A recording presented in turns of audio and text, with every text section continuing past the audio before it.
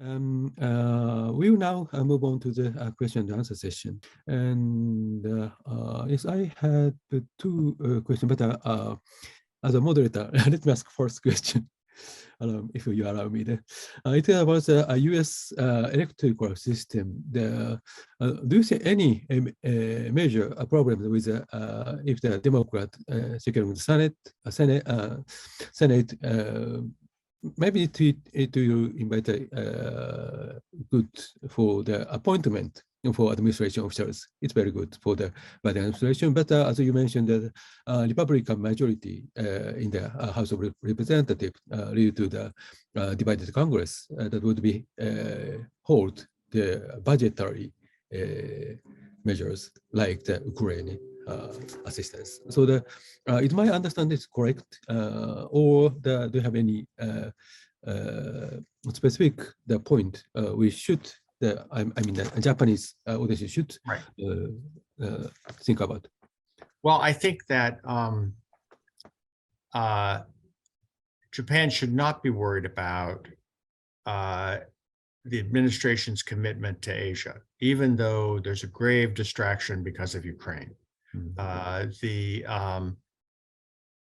In talking to administration officials before they came into office 2 years ago, even though many of them were by tradition Europeanists, the Secretary of State, Ambassador to NATO, etc., people around them were, for the most part, people who had gotten into foreign affairs through Europe.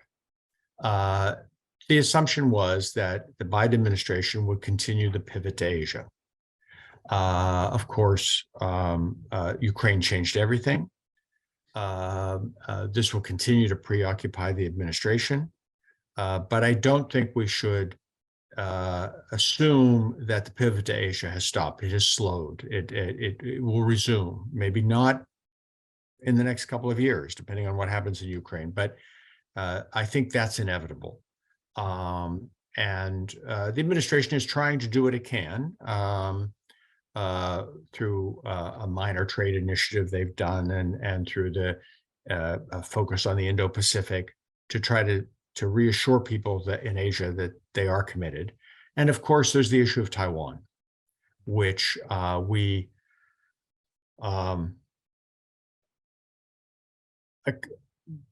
in large part, the issue of Taiwan is in the hands of Beijing because they can do nothing and then Taiwan won't be an issue in the immediate future, or they can continue to press and then we will have to respond.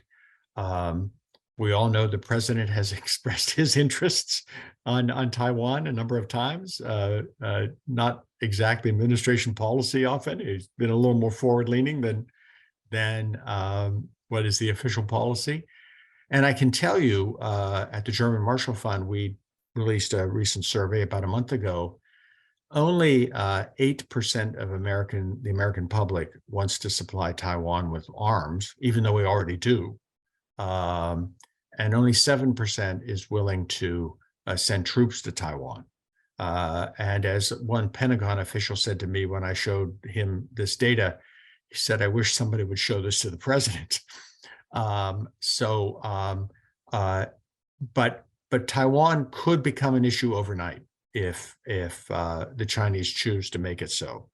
And I would say as an American, I've been very appreciative of how forward-leaning the Japanese government has been on the Taiwan issue, much more so than we would have anticipated 10 years ago, for example.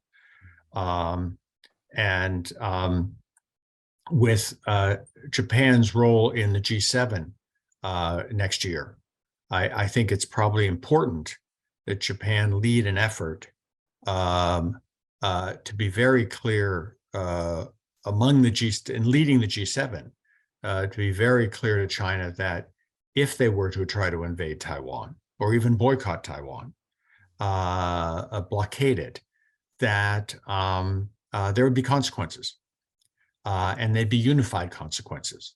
And I can tell you that very same survey we did, the German Marshall Fund, our Transatlantic Trends survey, about a third of Europeans were willing to support greater economic sanctions against China if they invaded Taiwan.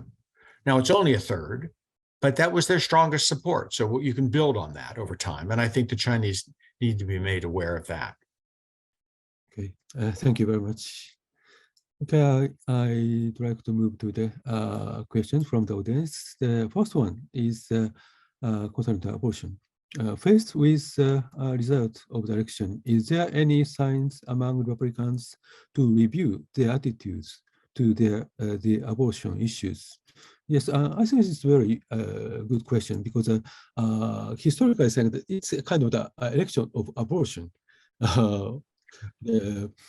As you mentioned, the U.S. Supreme Court overturned the Roe and Wade abortion rights ruling. So it's very impactful for this election. So I want to know why it happened and how the questioner saying that did this change the view of the Republicans?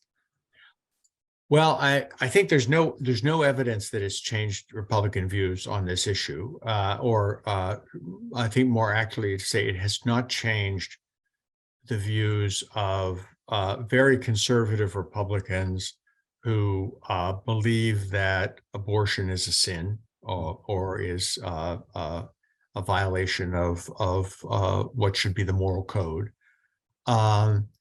But what's interesting is that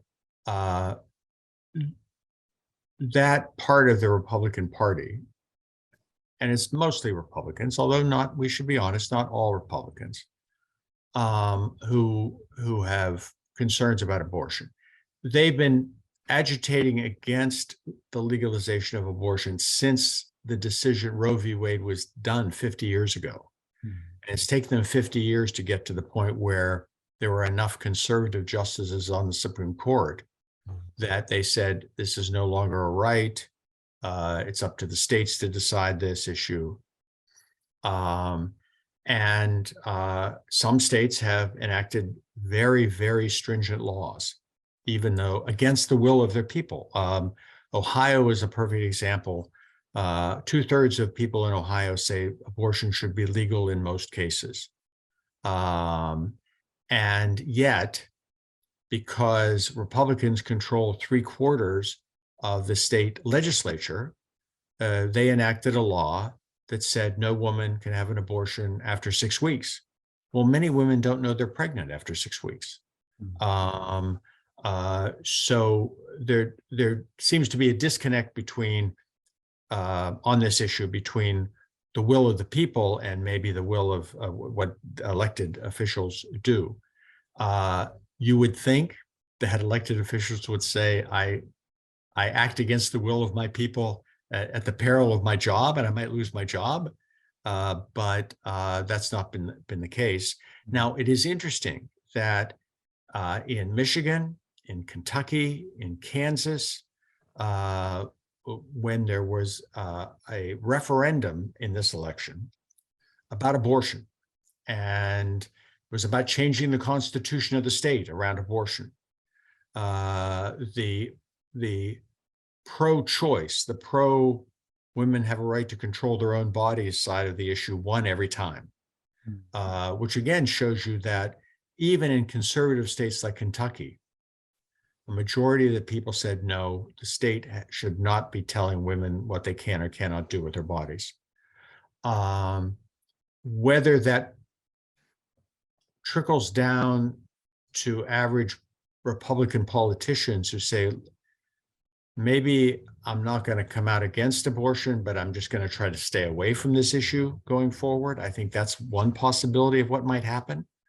But I don't think we should discount the fact that if you are a staunch anti-abortion person in the United States, and you've been fighting for 50 years to remove this national protection for the right to abortion, you're not going to be dissuaded by one election. Okay, thank you very much. And we'd like to move on next questions. Let me pick up the very specific question number 4. As you mentioned, Joe Biden is the most probable candidate. However, his health issue could depend on the uncertainty. On this context, who could be possible Democratic candidates other than Joe Biden? What in your opinion? No, it's a great question. And I must admit, it is the topic of almost every dinner party I've been at for the last several months. Everybody wants to, but who do you think, right? And everybody has their own opinion. Let's say, for example, if Joe Biden would decide not to run, I'm too old, or maybe he has a health problem, or maybe he decides I've done what I can do and I don't, need to run again. Everyone assumes the vice president, Harris, will run. I think my personal view is that I think it would be very hard for the party to deny her the nomination. Because if you step back from it and think about it, she's a Black woman, and Blacks and women are the two of the foundations of the Democratic Party, two of their strongest voting groups. And the question is, how do you deny the nomination to a Black woman, the first Black woman? So I think she would have a very strong chance of getting nominated. But remember that she did try to run for president in 2020, and she ran such a chaotic and unsuccessful campaign, she dropped out before the first primary. So there's a lot of doubt about her, frankly, about her capabilities. And if she were to falter, there's certainly going to be a number of people who want the job. Devin Newsom, the governor of California, has been very clear, I think, without explicitly saying it, that he would like to run. Pete Buttigieg, who is now the Secretary of Transportation, ran a very good campaign in 2020, and a lot of people feel very strongly about him. Gretchen Whitmer, who just won re-election as the governor of Michigan, and won very strongly, and I think her stock has gone up. A number of people in the government, like Gina Raimondo, who is the current Secretary of Commerce, who was the former governor of Rhode Island, and they think Raimondo would be a great candidate. I must admit, I don't think most people have ever heard of Gina Raimondo. That's one of the problems. But I think it is probably Harris's to lose. The nomination would be hers to lose if Biden doesn't run. Okay, thank you very much. So I'd like to continue to the question for democracy. We have maybe three questions about democracy. First one, the question number 2. Thank you for the great presentation. You stated people wanted to change the mechanism of both Democrat and Republican tend to advantage traditional candidates. As a result, one could say that the election was an election between non-change and non-change and change, maybe change and non-change. Could this indicate increased viability of independent candidates? This is first question about democracy. And second question is question number 3. What is your take on so-called election denier? Correct to understand the U.S. democracy showed resiliency. This second one, and the third one is yes, question number 6. In context of protecting democracy, shift of focus to Asia, such as AUKUS and IPEF, etc., should be well appreciated and gives important meanings. What could on the other hand, be praised to Latin and South America, where the U.S. presence appeared to be weakened in the recent decades. So, Bruce, could you answer 3 questions? Oh, great questions. There have periodically, at least in my lifetime, and certainly before that, been boomlets of interest in independent candidates, third-party candidates in the United States. We have a long history of this. We also have a long history of them not going anywhere. I mean, the last independent, not really independent, but kind of third party was in 1856, when the Whig Party was dying and the Republican Party was born.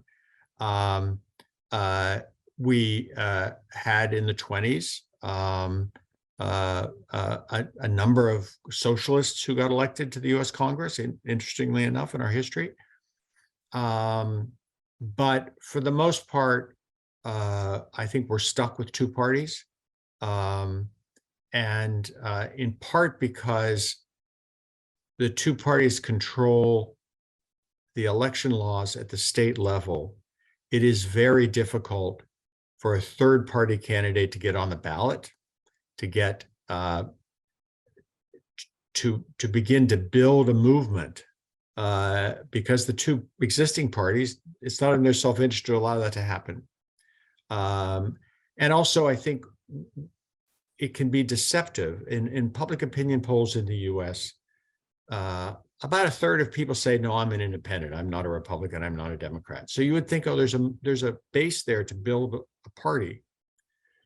The problem is that if you ask people other questions, if you ask them about what they believe in, what their values are, what are their views on various issues are,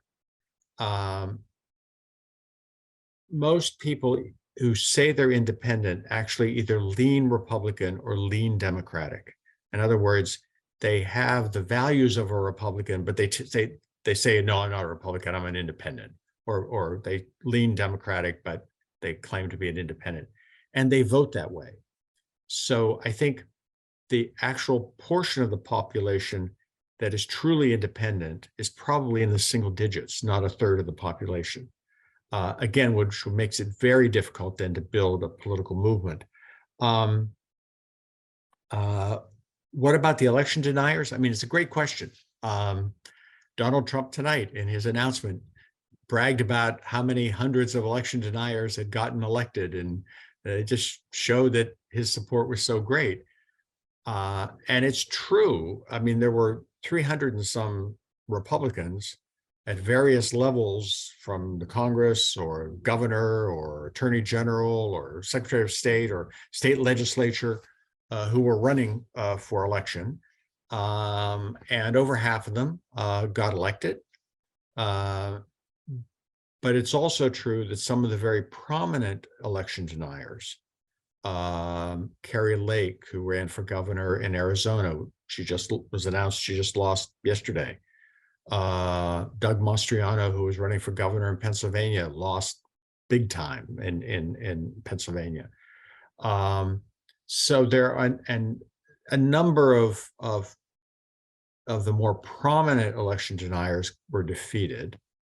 But I think, the jury's out. I mean, if those election deniers, the very prominent ones, had been elected in some of the swing states, where you had an election denier in Arizona, for example, running for governor, for secretary of state, who actually runs the elections, and for attorney general, they could have had a big influence on the 2024 election. And the fact that they all lost is probably a sign that election denial hurts you when you run. On the other hand, there were, in some states, election deniers who got elected. And I think anyone who believes in democracy should be worried about that, because one of the fundamental principles of democracy is you accept your defeat. And they have been unwilling to do that. If I understood the last question, it was, why are Americans not paying more attention to Latin America and Africa? Was that the question? And I think it's a great question. I mean, we have something like 13% of our population is African American, something like 11 or 12% is Hispanic. I remember years ago talking to Europeans saying, oh, you're going to forget about us, you're going to turn your back on us because of demography. More and more of your population is linked to Africa and Latin America. Well, that hasn't happened. I think that for reasons I can't fully explain, few Americans care about either Latin America or Africa. And when they do care about it, it's for negative reasons, like there's too many immigrants coming from Latin America. It's not positive as this is a portion of the world where we should and could and can have influence, and we should be more engaged with it. And bear in mind, when the Bush administration attempted to create a free trade area of the Americas, it failed. And yes, we have a free trade agreement with Mexico and then with Central America. So there were other initiatives that did succeed. It has basically been an afterthought, except when problems arise in Latin America or Africa that we can't ignore. Okay, thank you very much. Yes, actually, this is the first election with based on the 2020 U.S. Census, right? So it is the most updated one. So we should think about the democratic approach. And let's move on to the foreign policy or economic issues. So I'd like to pick up the question number 5. Thank you very much for your presentation. While you already mentioned in the final part of your presentation, could you tell us more about this election implication for U.S.-China relations? Yes. Should we expect more hawkish more U.S. policy toward China? Yes, the day before yesterday, President Biden and Xi Jinping shook hands in G20 summit. So yes, it's very the latest issues. Please answer this question. Well, I mean, the good thing is that they met, which was not a certainty that it was going to happen. It's my understanding that we've agreed to relaunch or kind of reinitiate the conversations that we've been having about climate change, which is terribly important, because unless China and the US can cooperate on climate change, we're all lost, basically. We'll have to see what that actually produces, but that's a good sign. I think it'll be interesting to see if in the new year there's any movement on some kind of meeting by the Chinese president and our president. Either Biden goes to China or Xi comes to the United States. That would be, again, another sign of progress in the relationship. But on the other side, as long as China continues to threaten Taiwan, I think the Biden administration will be limited in what it can do in terms of being friendly with China. Bear in mind that the Biden administration has not undone the Trump administration's tariffs on China, even though all the economics studies that have been done show that, in fact, they aren't really working. The Chinese haven't lived up to their commitments, and all they do is raise prices in the United States.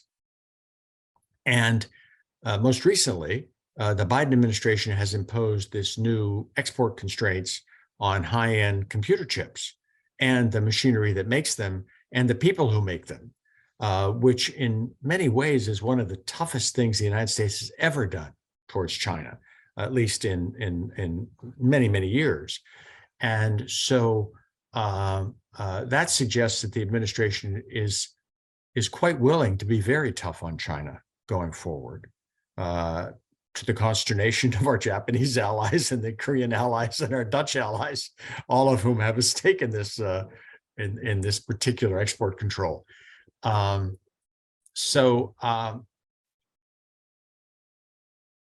sense is that the Biden administration is trying to maintain some kind of peaceful status quo with China, that they do not expect that they could make much progress in a meaningful way, in part because I think what we in the West have to accept is that the Chinese are on their own course, that any assumption we had in the past that they would become more like us and more integrated into the world over time was fancy on our part. It was fantasy. It was just, under Xi Jinping, they become more authoritarian. They have deglobalized from us. They want to sell us things, but they don't want to buy as much as they've been buying, and they are intent on having leadership in high technology issues, and not to have to be dependent on the United States or Western Europe or Japan on these high-tech emerging technology issues. And I think that that's going to make the kind of hope for relationship with China that we all thought was necessary and we hoped for and really would be useful is going to make it very hard, because it's not at all clear to me the Chinese want that. And I think the one thing I would add to the China commentary is that the economists that I trust, who are experts on China, believe that Chinese growth over the next few years will be somewhere between 0 and 3%. If that in fact is true, if the Chinese economy basically slows down dramatically, it already has, but it slows even more and it really doesn't bounce back, it's going to challenge all of our assumptions about China, both the good ones and the bad ones. They aren't going to be the economic monster that's going to eat our lunch and be able to fund a huge military. On the other hand, they may have rising domestic instability because of the Chinese people have come to assume that growth was their God-given right. And so we have to be worried about that. And I think it's hard for us to know, especially people like us who, for the most part, grew up assuming China was the future, to accept the fact that maybe, at least for a while, they're going to slow down dramatically and won't have the same influence on world affairs that we assumed they would have. Thank you very much. You are very influential person, not only in the US and Washington, D.C., but also all over the world. And I found that you retweeted this map recently. You remember that? Oh, yeah. This map showed that I did. Yes, you showed that this is a trade volume, the major, which is the biggest major partner for the countries in the world. For various countries, yes. Yeah. And yes. I just was fascinated by that when I saw it, because it,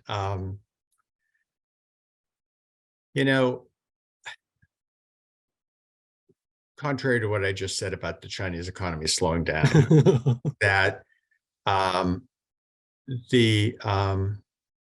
this is one piece of evidence that America is in relative decline. And when you say that to an American, they say, "Oh, we're not in decline. How can you say that?" Well, it's all relative. I mean, look at that. Look at those two maps. We are no longer the principal trading partner of more than half the world, at least in terms of number of countries. That was not the case 20-some years ago, 22 years ago. And our influence is somewhat less because of that. Doesn't mean that we're in decline, terminally or whatever. It just means that China has risen up, and we all have to, I think, adjust our assumptions about how the world's going to be run and what are the issues that are going to arise and how we deal with them, based on the fact that the US, which is still the largest economy in the world and is still the largest military in the world, has a rival that it did not have even just 2 decades ago.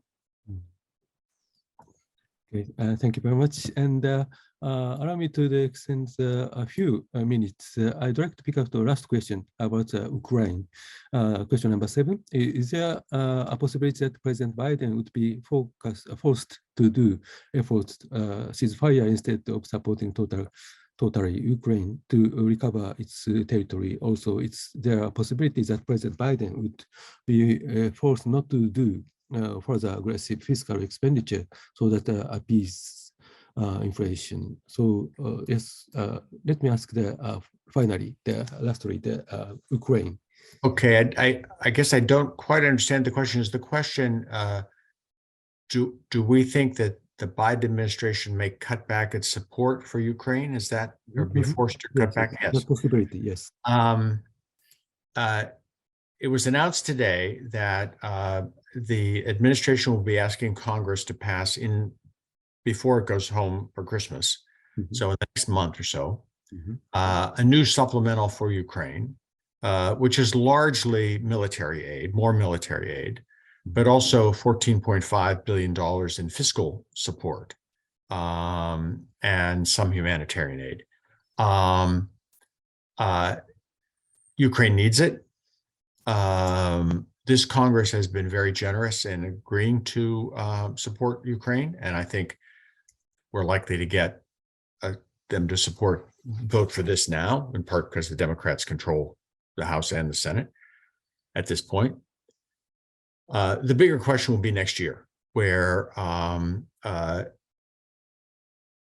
Kevin McCarthy, the incoming Speaker of the House, as well as other prominent Republicans, have questioned about how much longer we can do this, given the fact that the domestic economy is hurting. And the public opinion polls show there is growing dissatisfaction among Republican voters. Depending on which poll you look at, about a third of Republicans in a Pew poll about a month or so ago, almost half the Republicans in a more recent Wall Street Journal poll said we're giving too much to Ukraine. Now, bear in mind that even if it's 48%, which was what in the Wall Street Journal, it's 48% of a third of the population. So it's not a majority of the population. But if you're a Republican politician, you see those numbers and you begin to think, I have to pay attention to what my voters think. Those are the people who elected me. And bear in mind that there's a deep-seated American view, which when I was at the Pew Research Center, we asked this question multiple times. We kept getting the same answer. Basically, most Americans think that woe is us, we do everything, the rest of the world does nothing, we bear the burdens of the world. And so there's this predisposition of the American public to think that it's all on us and we're tired of that. It's about burden sharing. This is a looming fight with the Europeans on Ukraine because they have promised more money than they delivered.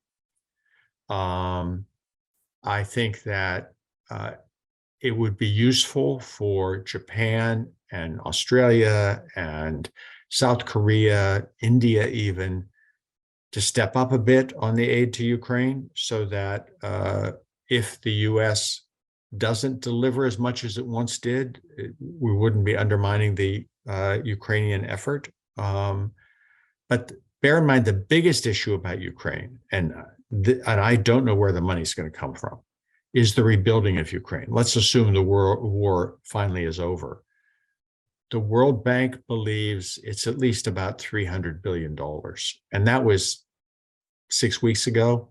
There's been more destruction since then. It's probably 400 billion. I don't know, pick a number. That's going to have to come from allies in the West and in the G7 and the G20. It's going to have to come mostly from the private sector. And one of the challenges we face in getting the private sector to go back into Ukraine or go in for the first time is,